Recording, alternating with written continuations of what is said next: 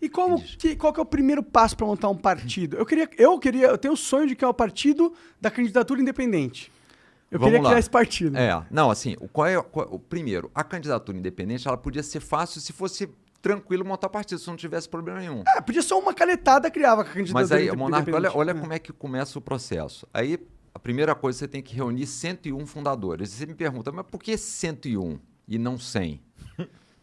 Para não ser 100. Só para não ser 100, né? Para não ser 100. Aí você tem que montar 101 de 9 estados diferentes da federação. Aí a gente foi fazer isso. Em 2010 eu tive um problema de saúde que não deu para fazer nada.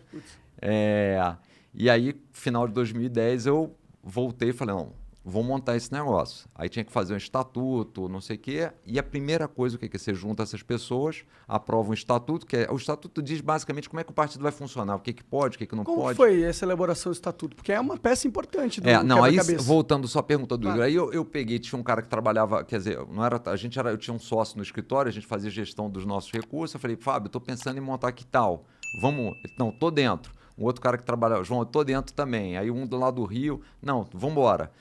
Aí, o estatuto, eu fiz o seguinte, fui ler, me indicaram um advogado, que na verdade eu já conhecia, que tinha trabalhado lá para a gente no banco, chamei, vocês conhecem? Não, a gente conhece um pouco, podemos fazer. Aí eu entrei na internet e baixei o estatuto do DEM, do PSDB, do PT, desses maiores, e comecei a dar uma lida, né? O que você achou dessa lida? Olha, aí? a primeira coisa que me chamou a atenção... tudo legal, não, mas olha a primeira coisa que chama a atenção. No estatuto do PT e do PSDB, fala o seguinte, o cara quando tem um cargo comissionado, ou quando ele é mandatário, ele tem que dar um percentual do salário para o partido. Eu já achei isso totalmente absurdo. É rachadinha na lei. Exato, e olha só, se você é um partido, você quer que tenha o quê? Que tenha um monte de gente com cargo comissionado, ganhando o maior salário possível. Eu falei, os partidos já nascem com um conceito totalmente contra o cidadão. Devia ser ilegal esse estatuto, inclusive. É um estatuto que deveria ser ilegal. Você não pode ter no estatuto que o cara tem que dar dinheiro pro partido. É isso, mas tá lá escrito. Sentido. E assim, e não é só que o cara dá, ele assina um compromisso, faz débito na conta. O cara recebe o salário, débito na conta já 10%, 15% já vai pro partido. Entendeu? O sistema tá todo podre, né? Então, assim, as leis são todas podres. Cara. Aí eu comecei a ver os estatutos, a gente começou a ler e falou, a gente tem que tentar ir fazendo algumas coisas diferentes. Aí a primeira coisa, que nem estava no estatuto, mas a gente já começou a pensar na época, falou, não dá para usar dinheiro público, né? Porque qual que é o conceito por trás de qualquer coisa? Se ninguém gosta do seu programa, ninguém assiste. Se ninguém assiste, ninguém faz propaganda aqui, não tem patrocinador. Se não tem patrocinador, você vai morrer de fome e o programa fecha. Então, de duas uma, você fecha o programa, você melhora o programa. Sim. Tá certo? Essa deveria ser a lógica no partido, tá certo? Se ninguém gosta desse partido, ninguém dá dinheiro para ele, o partido fecha.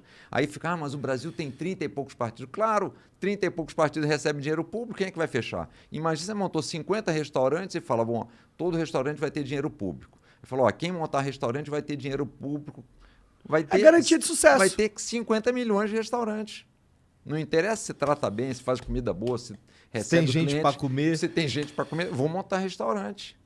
Tá certo? Então, assim, essa lógica está totalmente errada. Então, a primeira coisa, por exemplo, no Brasil, tinha que acabar dinheiro público, era a forma de diminuir a quantidade de partidos. Mas aí, voltando, então, falei, primeira coisa, junta as pessoas. Faz o estatuto, aí, olha que interessante, aí você tem que publicar o estatuto no Diário Oficial, né? Você precisa publicar para você tirar o CNPJ. Aí, quando a gente vai no Diário Oficial, o cara falou, olha, para publicar eu preciso do CNPJ. Eu falei, mas eu só consigo o CNPJ se eu publicar. Não, mas só podemos publicar se tiver o CNPJ da empresa. Então, aí conseguimos, o advogado explicou, depois de uma luta, eles publicaram. Aí, com a publicação, a gente tirou o CNPJ. Que doideira, que puta doideira. que pariu, cara. Aí, agora eu vou tentar abrir uma conta corrente. Porque o partido precisava ter uma sede, precisa ter uma conta corrente no banco. Aí você vai nos bancos públicos, não dá para abrir, só depois do registro. E os bancos privados, com partido político já não quer abrir, não dá, é complicado. Caralho, e esse cara é o João Amoedo, que trabalhava no Unibanco, né? E diziam que o partido era do Itaú. Né? Tem muita já, o partido do Itaú. Aí você vai lá no Itaú, conta corrente para você. Pau no teu cu. Mas só para abrir uma conta, a gente não vai fazer nada, só para pagar umas continhas ali, o negócio. Não pode. E aí começamos a pior etapa, que é onde o Bolsonaro não conseguiu avançar, que é coletar as fichas de apoio, né? Como é que é a história da ficha de apoio? Você tem que ter uma fichinha que você assina na rua, você aborda as pessoas e fala, ó, você topa que a gente cria um partido? Você vê que já não é um discurso fácil, porque o cara, partido político, Deus me livre. Mas você tinha que ter 500 mil fichas dos caras dizendo que apoiavam a criação do partido, com o nome do cara, o título de eleitor. Nossa. Imagina. E aí depois que você... E a assinatura. Pode ser digital isso. Não pode ser digital. E a assinatura do cara. É feito para dificultar. É feito para dificultar. Porque quem está lá não quer ter concorrência. E outra, se você facilita a abertura de partidos, fudeu também. Como que você vai bancar todo mundo, né? Mas se não tiver dinheiro público, não tem problema nenhum. Tá certo? Você mata as duas coisas. Então, o que os caras fazem? Duas coisas erradas. Eles dão dinheiro público, aí, dado que deram dinheiro público, vamos dificultar. Então, é um erro para compensar o outro erro. Agora, só que aí vai piorando. Você pega as assinaturas. Aí que você pega as assinaturas, você tem que mandar para os cartórios eleitorais para eles validarem.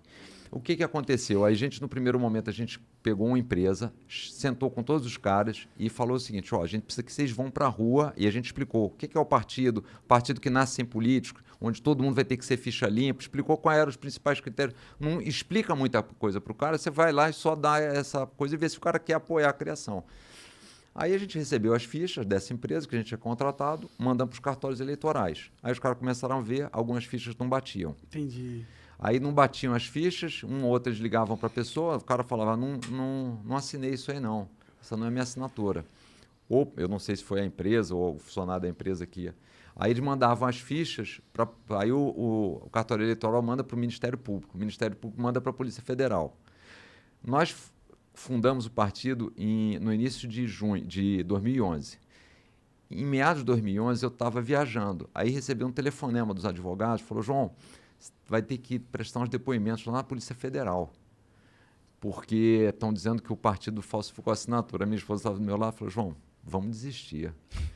A gente está fazendo um esforço danado para tentar melhorar o Brasil. Você está tendo que dar depoimento agora na Polícia Federal para um negócio que você está querendo só ajudar. Mas o fato é o seguinte, eu sou daquela tese de que quando tem desafio eu fico mais animado. Eu falei, não, vou...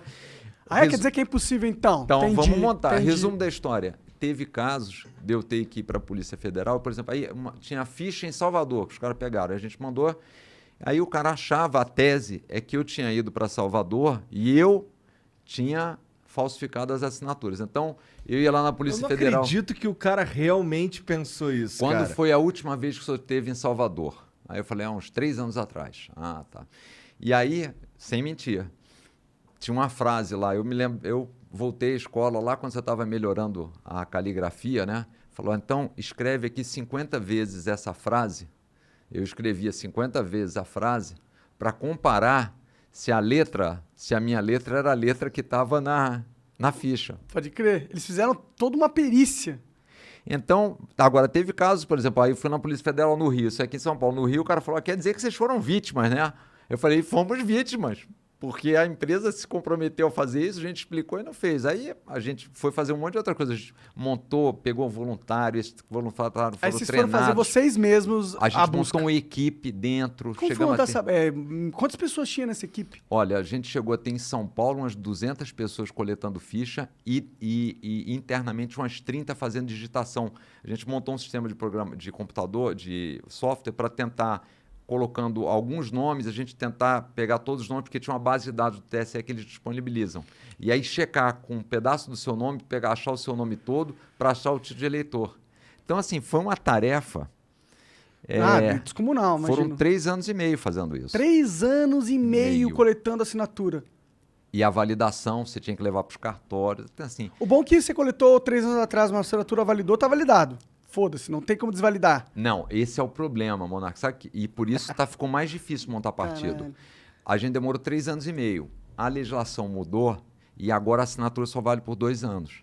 Então, por exemplo, o Bolsonaro, que sei lá, há 1 ano e meio atrás, 1 ano e 8 meses, final de 2019, coletou algumas assinaturas, quando chegar final de 2021, início de 2022, caducou. E aí, Aí pra tem ele que começar recuperar de a novo. popularidade de novo, pra conseguir a assinatura de novo, fudeu. E aí, depois que a gente coletou todas as assinaturas, você tem que consolidar tudo. A gente entregou no TSE em maio de 2014. A gente entregou as assinaturas, as atas, os diretórios montados, toda a papelada que tinha. Os caras demoraram até setembro de 2015. 1 ano e pouco. Eu falei, bom, isso vai demorar uns 3 meses, porque é só um checklist, né? Assinatura está aqui, diretório está aqui, a ata está aqui, a publicação está aqui. Ficaram de março a 15 meses.